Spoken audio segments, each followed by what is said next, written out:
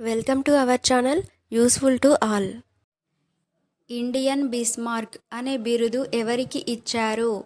Indian Bismarck అనే బిరుదు ఎవరికి ఇచ్చారు? సర్దార్ వల్లభాయ్ పటేల్. సర్దార్ వల్లభాయ్ పటేల్. నా తెలంగాణ కోటి రతనాల వీణ అని అన్నది ఎవరు? నా తెలంగాణ కోటి రతనాల వీణ అని అన్నది ఎవరు? దాశరథి కృష్ణమాచార్యులు. దాశరథి కృష్ణమాచార్యులు. విశిష్టాద్వైత మత స్థాపకుడు ఎవరు?